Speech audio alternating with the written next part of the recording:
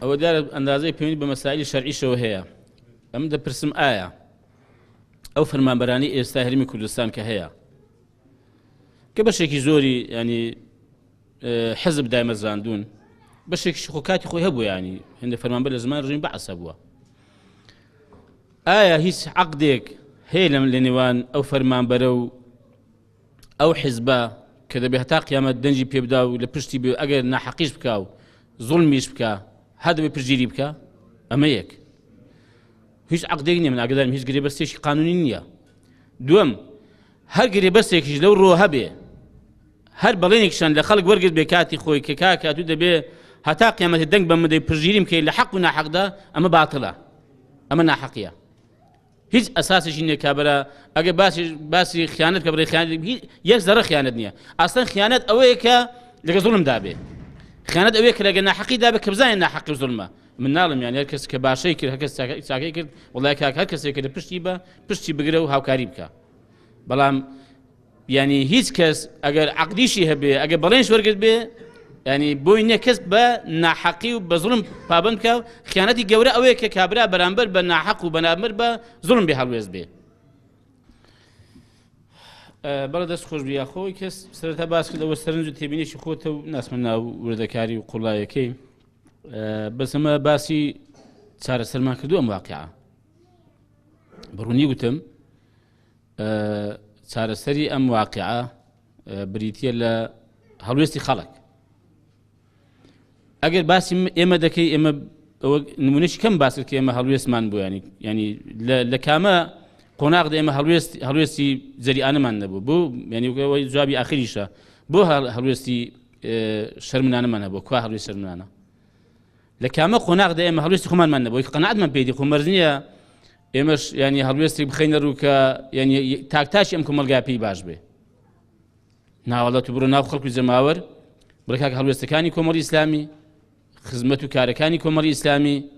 موقیفەکانی پەرلەمانتارەکانی لە بەغدا لە هەرێمی کوردستان ئەنجومەنی پارێزگایان لە کامەدا ئێمە بەجێ ماوین، لە کامەدا ئێمە بێ هەڵوێست بین، لە کامەدا ئێمە شەرمن بووین. بەس ئێمە هەندێک ئەخلاقیاتمان هەیە، هەندێک ینی بەڕاستی پرەنسیپی خۆمانمان هەیە قەت لێ نادەین. ئێمە زمانمان شڕ نییە. ئەگە هەڵوێست و جورئەت بریتێ لە زمان شڕی و جنێودان ئێمە وەڵای قەت ئەو هەڵوێستانمان نابێ. بووە نەخۆشیشمان دیاری کردووە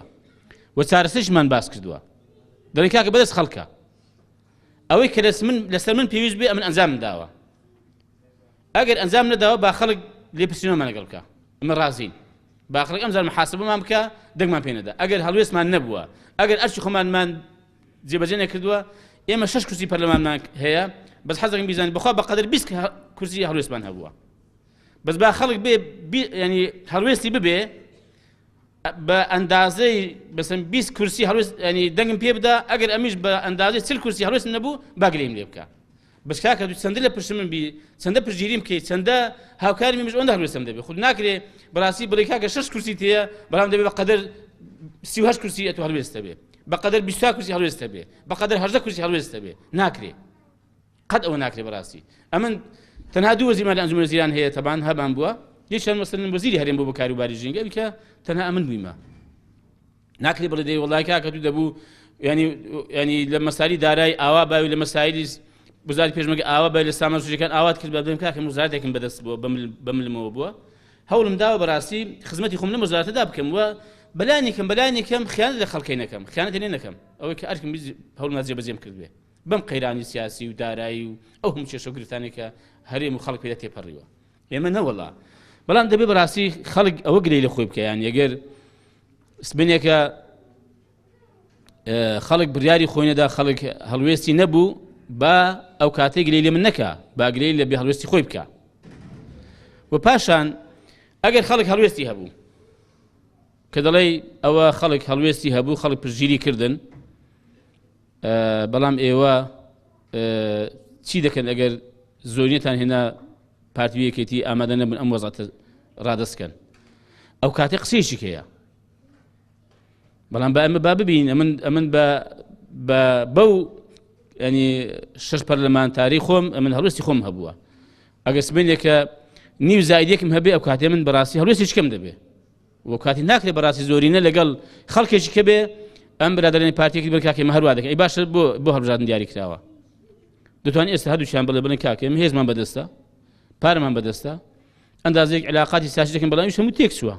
باركش ونما فرموا وضعت الى هرم كردستان حكم هرم كردستان يعني بابن كاك والله بمرز اشو انزام مرزني هرشي هزي سكداج كاك لقوا خلقي بمرزني اگر هذا سر الموضوع هم يهروابه بلا بس اويا او كاتش قسيش كيا بس اما استا هم يعني هم بمرازين ببارتي شو بشيتي شو بايما شو بقوران بيغرتوبا هم حزب كان بورازين كدن كاك جان يعني بيورو براسي ساخكردنەوەی کێشەکان و ئەم بارودۆخ هەرێمی کوردستان کە بیبین بە قوناقێکیکە هەڵبژاردنە و هەمووشمان بڕێماندا بە ئەنجامی هەڵبژاردن ڕازین بەڵام قسەمان هەبووە لە کاتی خۆیدا ئێشەش دەیڕێنەوە هەڵبژاردنێکی خاوێن هەڵبژاردنێک کە بۆکو باسمان کرد پاکردو لە تۆماری دەنگدەران ئەوەی کە مردووە ئەوەی کە ناوی دووبارە و سێبارەیە بەرحاڵ ئەوە هێندێک کراو ڕەنگە هێندێکیشی مابێ هەممان بۆ ڕازین کە ئەوە یەکلاکەرەوەی ئەو سیراع و ململانەیە تەبان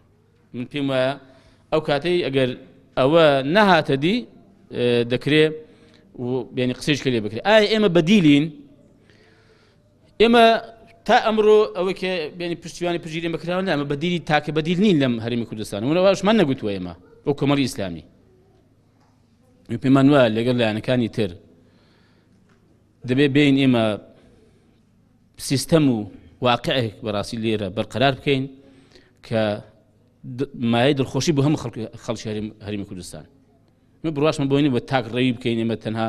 خۆمان بینیوە تەنها بنە کاکە هەر ئێمە چارەسەرین و هەر ئێمە دەردی ئەم خەڵکە تیمار دەکەین و نا ئەمە گوتمانە کاکە دەکرێت بەیەکەوە لەگەڵ خەڵکێکی کە داوای گۆڕانکاری کرد و داوای چاکسازی کردووە و پرۆژەمان هەبووە کارمان لەسەری کردووە ڕەنگە ینی چەندانێکیش بازیشمان دابێت لەسەر ئەو هەڵوێستەکانمان لەسەر پرۆژەی چاکسازیەکانمان ئێمە بەڵام وەکو باسم کرد دووبارەی دەکەمەوە تەمەن ئێمە و کۆمەڵی ئیسلامی خەڵکی دنیا دەکەین و ئەگەر سبەینێکە وەڵا خەڵک هەم زۆرینە پژگیری ئێمە بکە شەرد و وعد بێ ئێمەش ینی بەڵێنی خۆمان دەبینە سەر بە هەڵوێز بین بە قەدەرەوەی کە خەڵک پژگیریمان دەکا ینی ئەگەر ینی هەرچی بازێکی قورسیش هەیە لە پێناو ئەوەی کە ینی دەنگەکانی خەڵک پارێزین بیدەین دەیدەین وەڵای من وەکو باسم کردم پێم وانییە ئەم جارە وەکو جارانی پێشوو بێ وەکو باسیشم کرد لەسەر هەڵوێستی خەڵک و بڕیاری خەڵک وەستاوە و بەڵام یەک بەڕاستی قەزی هەیە ئاگادار بن وەکو باسم کرد ئاماژەشم پێ کرد بینی خەڵک با سارد نەبێ بە ئومێد نەبێت لە هەڵبژاردن ئەوە بڕاکە پروپاگەندەی خەڵکێکی دەسەڵاتدارە کە دەوێت دەسەڵاتە ناشەرعیەکەی خود بمێنێتەوە نەکەن بۆ بڕوا بکەن ئێمە حزب هەیە ئاگادارم يعني بخوي همو أنداماني خوي تيجي عنده وهميان بايم يعني نعلم همي بلام زور به هر زور بايم متريان كردوا همي كارتي دنگداني ورقت هتوا بمو بيج ضد الكاك هربجان هيز استفاده نيا والله هيز قران كاين نجار وخوي دمين توا كاك كورنا كان بو براب كان يعني او لولا لا او زاري هاتو يعني حقي خوشيتي من نعلم بوانكا بس دي برامك كاك حاولتي بو برادك يسافر مش هزدكم بەشێکی ئەو خەڵکی کە داوای گۆڕانکاری و وەزعی خراپە و داوای چاکسازی دەکا هەست دەکەم کاتی دەنگدانی وەرنەگرت بێتەوە دەیەکێک لە هۆکارەکانی یا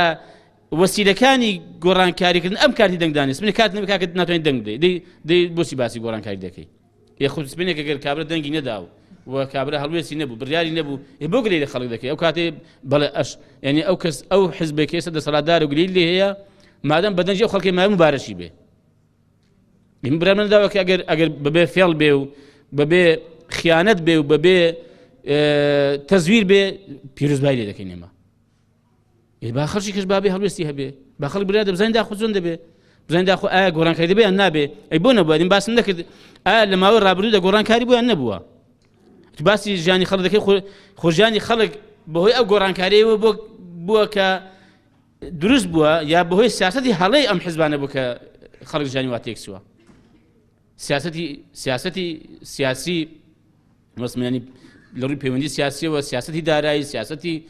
إداري من أما هو كاريو بك أم شو قيران وقفتنا پیدا بن نج أوي كجوران كاري پیدا بو خرشك هذا تبيشو معارضة بو لكاتي خويدا كباسي أوي كدو كأم دسرات أوانا ببمشي ولاد بروناسي وضع تيك دسي طبعا يعني ئەمە نەبووتە هۆکاریەوەی ئەمە بۆتە هۆکاری کە خەڵک وشیار بێ خەڵک وریا بێ خەڵک چاوی بکرێتەوە خەڵک بزانێ چێ دەبێ حکمڕانی بکە خەڵک بزانێ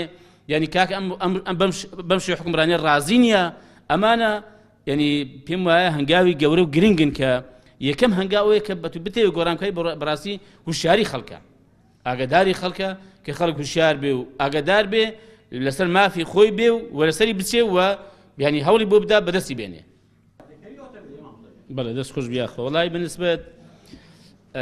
عفرین و ئەوەی کە لە ڕۆژ ئاوا ڕوویدا و ڕوودەدا تەبان ئێمە هەڵوێستی سیاسیمان هەبوو بەیانمان دەرکردووە و بەشداری خۆپیشاندارکانمان کردووە کەس لەو ڕۆوە لە پێش ئێمە نەبووە ینی کەس نەسوە لەوێ ڕۆستەمی زاڵی کوژ بوو ئێمەش لە دوایە بین ئێمەش ینی هەڵوێستی خۆمانمان هەبووە تەبانەوە دە بەس لێرە ئاماژەم پێ نەکرد ڕەنگە بابەتەکە جیاوازەوە هەڵوێستی حیزبیش دیار بووە سەبارەت بەوە کە ئێمە بەشێک بووین لە واقعە بەڵێ ئێمە بەشێکین لە واقعە بەڵام بە پێی بەشداریمان و بە پێی خەتاکانمان ئێمە لەم کابینێ بەشدار بین باسم کابینێ دەکەم فەرمون ئێمە ئامادەین هەر جۆرە گەندەڵیەک و هەر جۆرە خراپ بەکارهێنانێکی دەسەڵات و هەر جۆرە نایاساییەک کە لە لای ئێمە ڕوویدا بێ با خەڵک بێ لێپرسینەوە لەگەڵ بکە بەس باشە من بۆ بەشدارم لە ینی لە کەم و کوڕی وەزارەتێکی کە بۆ بەشدارم بۆ بەشدارم سبەینێکە لە کەم و کوڕی مەسەلەن سەرۆکی حکومەت یا جێگەر حکم حکومەت ئەمە بۆ بەشدارم ینی بۆ ئەگەر خەتایەک ئەو کرد بێتی یا سەرۆکایەتی هەرێم یا حیزبێک ینی بۆ بەشدارم ینی فەرموومە دەپرسم ئایا ئەو دوای ڕفراندۆم کە شەڕ بووە لە کەرکووک بەشێک شەڕی کردووە بەشێک سڵحی کردووە ئەمە ئوسلوبێ بەکاردێنێت تەبان خەڵک کەشتێکە دەڵێ یەکێک دەڵێ بەشێک ڕای کردووە بەشێک خیانەتی کردووە ئەم دەڵێن بەشێک شەڕی کردووە بەشێک سڵحی کردووە ئایا ئەمە ینی ختامی چی دەدایە ئەوە گوناحەکەی لەوەدا چییە ئایا ئەو 1,400,000 کەسێک کە دوای بایەمەتری بۆ 1,250,000 کەس بەس پارەکە زیادی کردووە ئایا خەتای من چی تێدایە من چەند کەسم تەعیین کردووە حەز دەکەم بیزانی نای بەڕێزت کاک ها کاک عەزیز یەک نەفەرم تەعیین نەکردووە من ئەمە 4 ساڵ ڕۆیشتە ئەوە سەرۆکی حکومەت ئەو وەزارەتی دارایی بڵێ فڵان کەس عەقدێکیشی کردووە نەگەیانی تەعیینێکی کردووە بۆ ئەمن خەتام هەیە لەو 1,400,000 کەسێک کە تەعیین بووە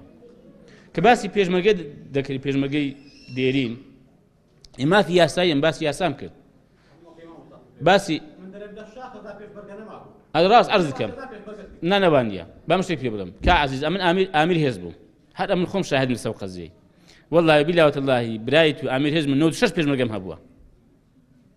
کاکە ئێمە هەژنۆ ئەو کاتی بزوتنەوەی ئیسلامی ئێمە هەژنۆ هێزمان هەبووە کاکە چۆن نەمان بووە ئینجام باسی شاخم کرد باسی دوای ڕاپەرێنجم کرد چونکە بە پێی یاساکە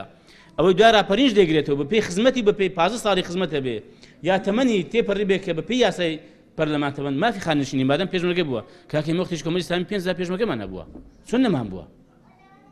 تو ئەگەر لێ ئەمە هەمە بەیانمان بووە يعني ناوە تەمان غەڵەتە ئەم باسیشی یاسایم کردو تەمان فەرموو ئەمە ئەو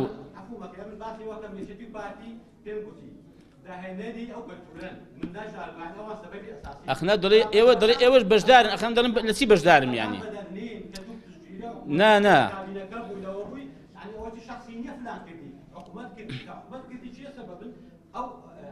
ئەخ کامە حکومەت ئەخ کامە حکومەت ئەمە تێدا ئاوا کراوە کامە حکومەت یانی نەخزانیت چی ئەمە ئێستا باسی دەکەم دەڵێم کاکە ئەمە بزانام داخۆ لەو کەم و کوڕی و لەو عەیب و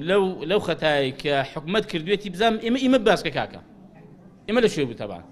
تەعیینە نەمان کردووە خانەنشینە نەکراوە ئیمتیازاتی پێشمەرگەی نەدراوە ئیمتیازاتی شەیدان نەدراوە ئیمتیازاتی کەمەندان چییە نازم ینی ئەوەی ئێمە کامە ینی نەگوناحە تو خەتایە ئەتو بێ مەسەن ینی ئەمن کە دەڵێم کاکە فەرموو بزانام دا خەتایەکەم چی دیار نەبێ هیچم نەبێ لە کەسێک مەسەن کە دە خەتای کرد بە کاکە وەکێکوان معقول نییە ئەوە ئەوەی تر مەسەلەی خۆپیشاندان تا ئێستا ڕێکخراوەکان کردویانە کاک عەزیز و ئێمە پشتگیری مەبدەئیمان کردو بۆ مافی خەڵک و ئێمە تا ئێستا کەنی کە نەچووی خۆپیشاندانێکین بەش ئێمە تا دوێنێکش کە لە حکومەت بووین بۆ من ناکە بڕاست بچم خۆپیشاندانێک لە حکومەت بم تەبان ئەوە ناکرێت خۆم یەکێک لە هۆکارەکانی یەکێک لە هۆکارەکانی ڕەنگە ئەمە بووێ کەمە لە حکومەت کشاوینەوە کۆمەڵێک هۆکار هەبووە بەڵام ئێمە بەڕاستی ئەو کادیانی بۆ ئێمە دروست نەبووە کە ئەو کۆمەڵی ئیسلامی کە لە حکومەتیشم و لەولای بچم بەشداری خۆپیشاندان بکەم و زۆر لە معارەزاتی بەڵام هەمیشە ئەو کاتیش و ئێستاش بەڕاستی خەڵک مافێکی هەیە خەڵک حەقێکی هەیە داوای دەکە پشگیرم بە شێوەیەکی یاسایی بە شێوەیەکی شارستانیەتانە داوای مافی خۆی کردو ئاساییە پشگیر دەکەمەوە لە پشتیش دەبم تەبان بۆیە ئێمە کاتی خۆش کە لە حکومەت بەشداریمان کرد حەزەکەم بیزان یەکێک لە مەرجەکانی کە باسمان کرد بە کاکە ئێمە ئایا دەتانێت لە حکومەت بەشداری بکەین بەس قەت ڕۆژە لە ڕۆژان بە ناحەق نەڵێن ناحەق بە حەقیش نەڵێن حەق گوتیان ناکاکە مەدەکاکە من ڕاستی بەخۆیش من لە مەبداکانی کە من سەرۆکی لیژنەی دانوستانکاری کۆمەڵی ئیسلامی بە لەگەڵ کاک نێچیروانی بەخۆ ئەمە دەمان باس کردووە حەزەکەم بیزانی بۆی خەڵکی دەڵێن کاکە وەڵا جاری دایان گوت پێیەکی لە حکومەتی پێیەکی لە معارەزاتی کاکە وانە من لە معارەز نەبوویمە معارەزاتی ئەوە نییە بەس خەڵک برسی بووە گوتی کاکە برسی مەگوتم کاکە مش پشگیر دەکەم بە مافی خۆت بگەی خەڵک ستەمێکی لێکراوە کاکەم ستەم لێکراوە کاکە ئێمەش پشگیری کەم ستەمەکە وەربگرینەوە دەی مۆفەق بکە عەزیز جانەوە بوردە کاری زۆر دەست خۆش بیاخوا دەست خۆش بیاخوا